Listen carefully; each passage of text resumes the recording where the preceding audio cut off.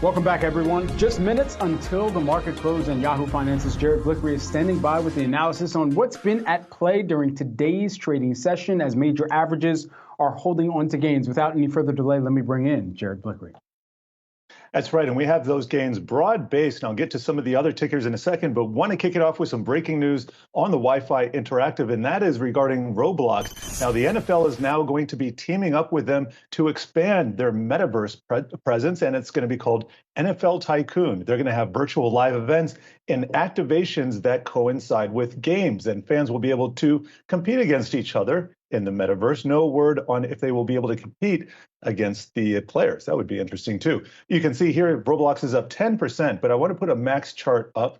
This is since its IPO, and you can see still at the bottom end of its trading range, dipped below that initial price quite recently, and just trying to recover along with a lot of other stocks that have been hit hard over the last couple months. So we'll be watching that as well. But now we want to take a look at the big boys, and that is the NASDAQ 100. We got Amazon down just a little bit, but that is a sparse sea of red, more like a sea of green there. That's what I'm looking for. Nvidia up 6%, building on gains. Facebook up 5%, reversing that nasty string of losses that saw it down about 30% or more. Also seeing a lot of strength in the travel space. We have United Airlines, that's up over 4%. Delta Airlines giving back some gains, still up almost 3% right there. Also the hotels, Hyatt hit a record high earlier today, and Marriott's right there with it. So we're going to take a look at the sector action, and it's really been about the communication services sector. That is Facebook that is really adding to those gains, though, but Alphabet helping out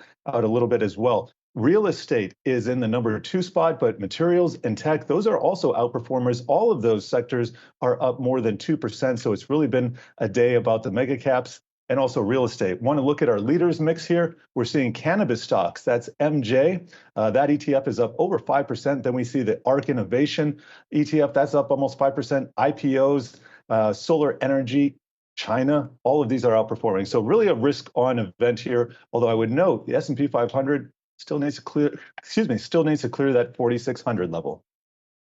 All right, Yahoo Finance's Jared Bilkre. We got